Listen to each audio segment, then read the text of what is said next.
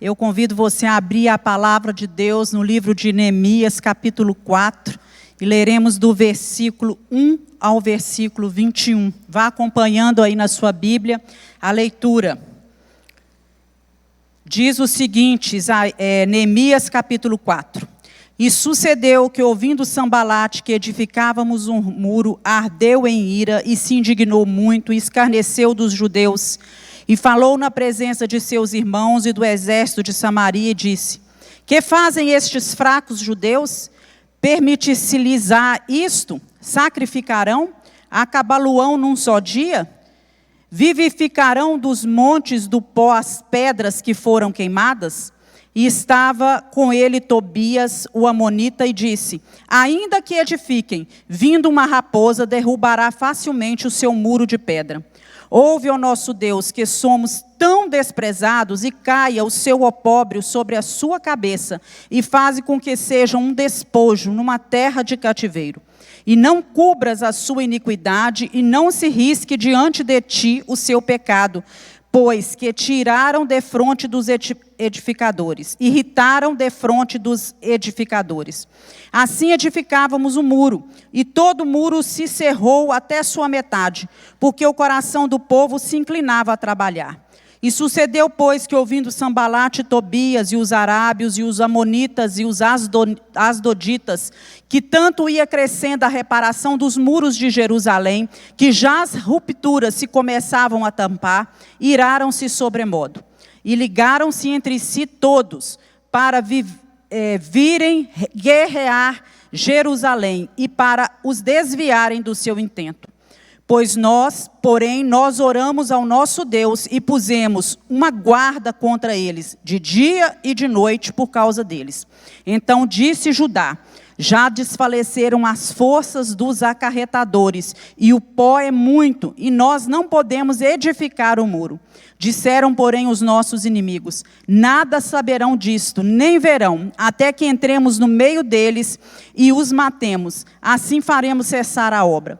E sucedeu que, vindo os judeus que habitavam entre eles, 10 vezes nos disseram de todos os lugares que tornavam a nós, pelo que pus guarda nos lugares baixos por detrás do muro e nos altos, e pus ao povo pelas suas famílias, com as suas espadas, com as suas lanças e com os seus arcos. E olhei, e levantei-me, e disse aos nobres e aos magistrados e ao resto do povo: não os temais, lembrai-vos do Senhor, grande e terrível, e pelejai pelos vossos irmãos, pelos vossos filhos, pelas vossas mulheres e vossas casas. E sucedeu que, ouvindo os nossos inimigos, que já o sabíamos, e que Deus tinha dissipado o conselho deles, todos voltamos ao muro, cada um a sua obra. E sucedeu que, desde aquele dia, metade dos meus moços trabalhava na obra, e a outra metade deles tinha as lanças, os escudos, os arcos e as couraças, e os chefes estavam por detrás de toda a casa de Judá. Os que edificavam o muro, e os que traziam as cargas, e os que carregavam, cada um com uma mão fazia a obra, e na outra tinha as armas. E os edificadores, cada um trazia a sua espada, cingida aos lombos, e edificavam. E o que tocava trombeta estava junto comigo. E disse eu aos nobres, e aos magistrados, e ao resto do povo: grande e extensa é a obra, e nós estamos apartados do muro, longes uns dos outros. No lugar onde ouvirdes o som da buzina, ali vos ajuntareis conosco. O nosso Deus pelejará por nós. Assim trabalhávamos na obra, e metade deles tinha as lanças, desde a subida da alva até o subir das estrelas. Louvado seja Deus por esse texto que tem tantos ensinamentos a nos trazer nesta noite. O pano de fundo, o contexto histórico dessa história aqui, desse fato narrado na Bíblia, é que o povo de Deus, por causa da sua desobediência, ele foi levado cativo para a Babilônia. E lá estiveram por 70 anos. Foi o tempo determinado por Deus para o cativeiro. E esse período já estava chegando ao fim. E Deus levantou 3 homens como líderes do movimento de retorno à terra. Esses homens foram Esdras, Zorobabel e Neemias. Certo dia, Neemias, onde ele estava na Babilônia, servindo junto ao rei, ele recebeu a visita de Anani, Amanias. E Amanias, ele pergunta a Amanias, como é que está o povo e a cidade? E Amanias respondeu para ele, olha, aqueles que não foram levados cativos, eles estão em miséria, desprezo, o muro de Jerusalém está derrubado, as portas foram queimadas a fogo. E essa resposta que este homem dá a Neemias gerou nele uma reviravolta. Foi uma reviravolta na vida de Neemias, porque a cidade de Jerusalém era símbolo de vida para o povo. A cidade de Jerusalém era o centro da vida religiosa do povo, porque nela estava o templo, na cidade de Jerusalém. E o templo era o local onde o povo ia para se relacionar com Deus, para oferecer sacrifícios, para levar as suas ofertas de gratidão, as suas petições ao Senhor. Os muros e os portões da cidade, eles tinham um significado muito profundo na vida do povo de Israel. Os muros eram os que protegiam a cidade, protetores da cidade. Era sinal para eles de segurança, sinal de defesa, protegia tudo que a cidade possuía de mais precioso era protegido pelos muros. As pessoas, os bens que eles tinham, as riquezas e a identidade deles como um povo era protegida por aqueles muros. E os portões era a referência de riqueza da cidade, porque eram nos portões da cidade que os homens realizavam os negócios, diante dos olhos dos anciãos. Então, era símbolo, sinônimo da riqueza da cidade. Então, toda vez que um exército ia atacar uma cidade, no Antigo Testamento, uma cidade que fosse cercada por muralhas, ele tinha que abrir brechas nesses muros ou derrubar os portões, para que ele pudesse entrar. E assim, dessa forma, a invasão àquela cidade se tornava possível. Então, quando nós olhamos para a nossa vida como um todo, nós percebemos que nós também possuímos muros espirituais ao nosso redor. Todos nós. São muros que nos protegem contra o ataque do nosso inimigo, que dificultam e até mesmo impedem o agir dos inimigos na nossa vida, e impedem que as flechas, que as brechas sejam abertas pelo inimigo. Então, um terreno, aqueles que mexem com terra ou que têm um terreno, eles sabem disso, que um terreno cercado com muros, ele representa para aqueles que almejam aquele terreno, que aquela propriedade, que aquele terreno, ele pertence a alguém, ele possui um dono, que consequentemente zela por aquele local. Lá em Cantares, diz no livro de Cantares, fala que a igreja, ela é simbolizada por um jardim fechado. E que, quando nós entendemos, pensamos nisso, um jardim fechado, a ideia que nós temos que esse jardim, ele era cercado, e que esse jardim pertencia a alguém, e esse alguém é Deus. Esse jardim pertencia ao Senhor, pertence ao Senhor, e é Deus quem zela pela sua igreja. Então, quando nós falamos em construir muros, em reedificar muros, nós estamos falando em demarcar um território que pertence a alguém. Estamos querendo dificultar a ação, o ataque do inimigo contra as nossas vidas, proteger aquilo que nos pertence. E quando nós meditamos nesse texto, ele fala para nós sobre não deixar brechas para que o nosso inimigo entre nas nossas famílias, dentro do nosso lar, no nosso ambiente de trabalho, na nossa vida conjugal, na vida dos nossos filhos, dentro da nossa igreja. E então nós podemos extrair daí ensinamentos importantes. E um ensinamento muito importante é que nós, como servos de Deus, nós vivemos em constante guerra espiritual. Os cristãos vivem em constante guerra espiritual, porque nós somos parte do exército de Cristo. E o inimigo sabe que o nosso sucesso, ele representa a derrota dele. Quando nós temos sucesso, quer dizer que o inimigo está sendo derrotado. Então, o que ele faz? O adversário, ele fica furioso. Diz a palavra do Senhor que ele anda ao nosso redor, buscando a quem ele possa tragar, tentando infiltrar nas nossas vidas, trazendo desgraças para nós, arruinando os lares, arruinando a igreja, destruindo relacionamentos e os nossos sonhos.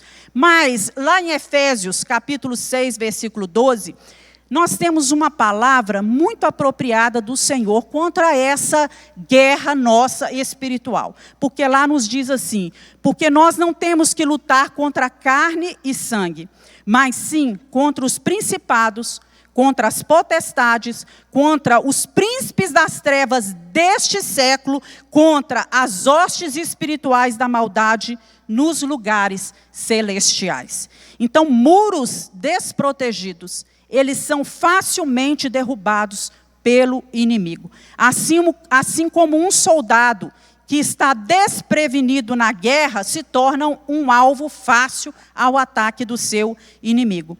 E essa nossa vida cristã, esse tempo que nós passamos aqui nessa terra, ele é uma batalha sem tréguas.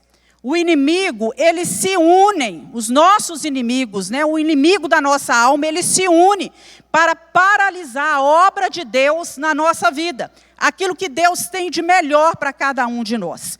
E enquanto Jerusalém estava em ruínas, quando a gente lê todo o livro de Neemias, nós percebemos que o inimigo estava sossegado. Enquanto a cidade estava destruída, os portões destruídos, o templo lançado no chão, eles não se levantaram. Mas assim que o povo começou a se dispor para erguer o muro, o inimigo se levanta furioso. E o fato de estarmos na presença de Deus, fazendo a obra de Deus, de acordo com a vontade de Deus, no tempo de Deus, não significa que nós não enfrentaremos dificuldades e que estamos blindados aos problemas e às lutas do nosso dia a dia. Então, nós podemos ter certeza disso, que nessa vida cristã, o nosso inimigo vai se levantar para destruir a obra que Deus tem feito na nossa vida e paralisar os sonhos, os projetos que Deus tem para cada um de nós. Outro ensinamento que nós podemos extrair desse texto que acabamos de ler é que existem inimigos externos e inimigos internos. Sanbalat e Tobias eram inimigos externos. Eles eram pessoas de fora. Tentaram diminuir a coragem, o ânimo, a força, a autoestima do povo. E eles usaram expressões, quando nós lemos aqui, esses fracos judeus, eles são pretensiosos em querer construir esse muro, eles são rebeldes, eles chegaram a dizer isso, porque eles perguntam, é permitido que eles façam isso? É rebeldia da parte deles querer se levantar. E eles se escarneceram dos judeus, tentaram menosprezar o trabalho que eles estavam fazendo. E palavras, meus irmãos, as palavras têm poder. Elas podem nos lançar para frente ou elas podem nos jogar no chão, dependendo da palavra dita em relação a nós ou daquilo que falamos em relação à vida dos outros. E nós precisamos aprender a fechar os nossos ouvidos às vozes externas que querem nos depreciar, que querem nos diminuir, nos acusar, e roubar a nossa autoestima, a nossa força e a nossa coragem. Há uma história que eu gosto muito, que é a história do sapinho. Essa história conta, eu vou ler aqui, que fica assim mais interessante, com as palavras certas. Era uma vez uma corrida de sapinhos. A missão de cada um era subir uma grande torre. Havia uma multidão em volta dos competidores. Ao começar a competição, o público gritava, não vão conseguir, não vão conseguir. É muito alto, isso requer muito esforço, vocês não vão conseguir. Com tanto estímulo, os sapinhos começaram a desistir, um a um, exceto um deles, que continuava subindo, apesar da torcida contra. Quanto mais ele subia, mais a torcida gritava: você não vai conseguir, você não vai conseguir. Mas o sapinho chegou lá, não desistiu. Ao final da corrida, todos queriam saber o que aconteceu. Quando foram perguntar como ele conseguiu chegar até o fim, descobriram que esse sapinho era surdo. Então, isso traz para a nossa vida o seguinte: que quando a gente quer fazer alguma coisa que precisa da nossa coragem, do nosso empenho, que precisa da gente, nós precisamos não escutar as vozes que estão ao nosso redor, que falam constantemente aos nossos ouvidos que nós não vamos conseguir, que nós não vamos prosperar, que nós não vamos chegar lá. Nós precisamos ser surdos a esses apelos negativos, a essas vozes que estão ao nosso redor. E a função do inimigo é essa mesmo: espalhar confusão, espalhar medo, dúvidas, intriga, informações mentirosas entre o povo de Deus, né? E há um princípio na psicologia que diz que as pessoas, elas estão sempre prontas a acreditar no pior ao respeito dos outros. O ser humano, ele está sempre pronto a acreditar no pior com respeito aos outros. E Neemias, quando ele ouve aquele povo proferir, aqueles inimigos externos proferirem aquelas palavras, ele tenta amenizar os efeitos negativos daquela fala externa. E nós também devemos agir assim, saber como repreender as vozes que falam ao nosso redor e muitas vezes as vozes que falam, né, no nosso interior. Precisamos aprender a encorajar, trazer ânimo, motivar aqueles que estão ao nosso redor. Existem também os inimigos internos. Quem são eles? Os judeus, eles precisaram aprender a lidar com o mais perigoso dos inimigos, que é aquele que está do lado de dentro. O problema deles não era falta de material, não era problemas no planejamento de Neemias em relação à construção dos muros, à reedificação dos muros, nem era os inimigos exteriores. O problema, né, veio realmente daqueles que estavam ali no meio deles e que começaram a dar ouvidos àquelas vozes e que várias vezes foram diante de Neemias e diante de outras pessoas, né, dos outros que estavam na reconstrução, para falar dos inimigos e das suas ameaças. Então, a nossa postura diante das dificuldades, diante das lutas do nosso dia a dia, elas determinam se nós venceremos ou não. Então, pessoas que não têm muita experiência com Deus, que têm uma fé muito rasa, que têm pouco conhecimento da palavra, que não conhecem os atributos de Deus, nem o poder de Deus, elas vivem sempre temerosas, sobressaltadas, envolvidas pelo desânimo, querendo desistir diante das dificuldades e muitas vezes tendo que ser carregado pelos outros. Nós encontramos muitas pessoas assim, às vezes dentro da igreja, no meio da nossa família, pessoas que são desanimadas, que sempre ouvem as vozes que estão ao redor e que um grupo, alguém tem sempre que estar carregando essas pessoas. E o nosso papel é fortalecer essas pessoas a fim de que elas não se tornem pedras de tropeço, mas que elas sejam pessoas de valor, operosas na obra de Deus e onde elas estão inseridos. Os inimigos internos, aqueles que estão ao nosso redor, que fazem parte da nossa família, que fazem parte da nossa igreja, né, que estão convivendo conosco, na maioria das vezes eles devem somente ser entendidos em termos de ideias, e em termos das posturas, e não em termos de pessoas. Porque a palavra de Deus diz que nós não temos que lutar contra as pessoas. Pessoas têm ideias diferentes, têm posturas diferentes, e nós precisamos lidar com isso. Então, Neemias, o que ele faz? Ele não menosprezou essas pessoas. Ele incentivou essas pessoas a continuar lutando, e ainda incentivou os outros que estavam ao redor, né, que estavam junto com eles, para poder ajudar, né, incentivar, carregar essas pessoas, né, durante um determinado tempo.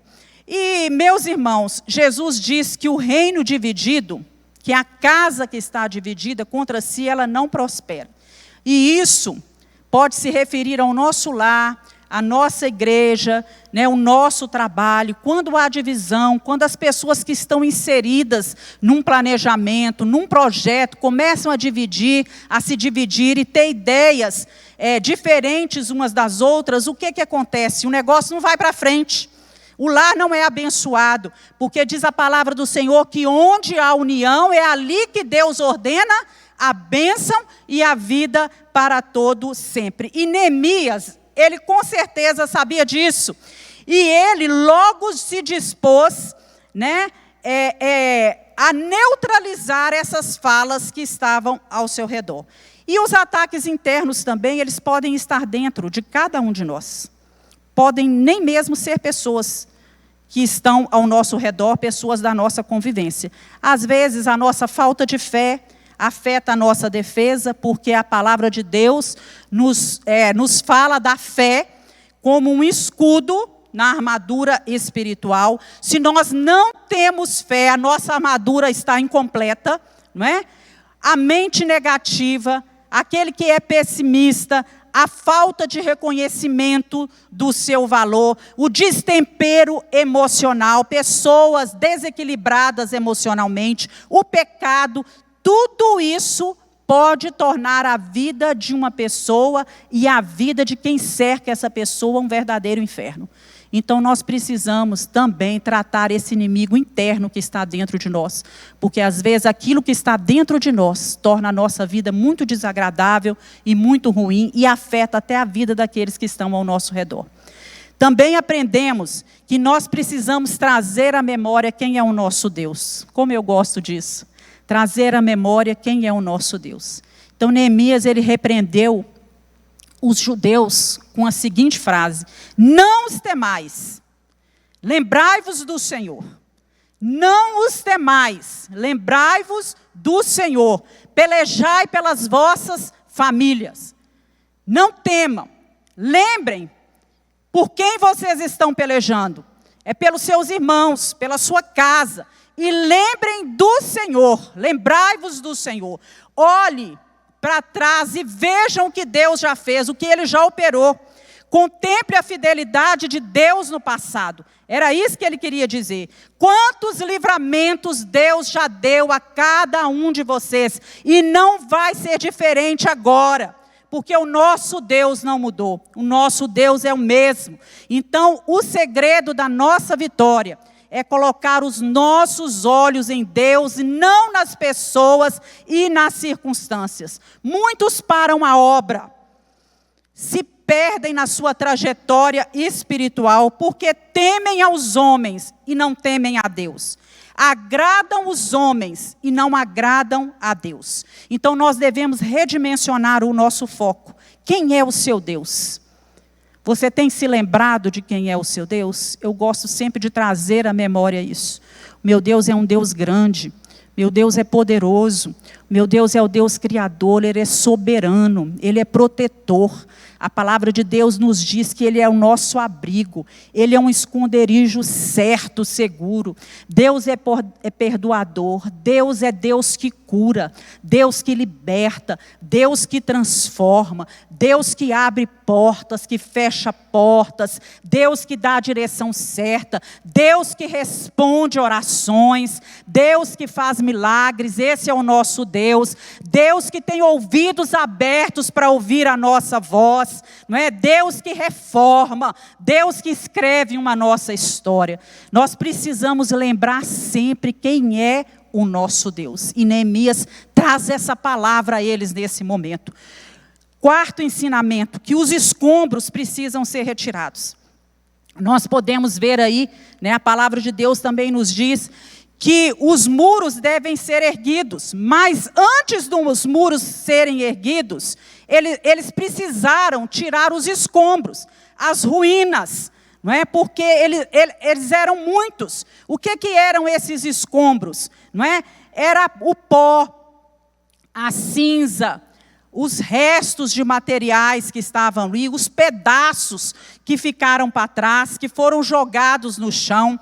E esses escombros, muitas vezes, eles abrigam animais peçonhentos, ou animais que são transmissores de doenças. Então, quem guarda entulho em algum lugar, depois de um determinado tempo, o que ele vai encontrar ali? Pragas domésticas, ou é muita formiga, ou é barata, percevejo, rato, e tudo quanto é tipo de inseto e de sujeira estará ali presente naqueles escombros. Então, a reconstrução dos muros exigiu que eles também retirassem, fizessem uma limpeza naquele terreno. Quando se vai construir uma casa, edificar uma casa, a primeira coisa que é feita, edificar um prédio, é fazer uma limpeza no terreno. E eu creio que os carregadores, só de carregar todo aquele entulho, já deve ter dado um grande cansaço neles, porque era muita coisa. Mas se eles desistissem nessa empreitada, o restante do trabalho não poderia ser feito. Não tinha como reconstruir um muro se os entulhos não fossem retirados. Então, não há espaço para reconstruir, para construir, enquanto o terreno não for devidamente limpo. O que significa isso na nossa vida espiritual?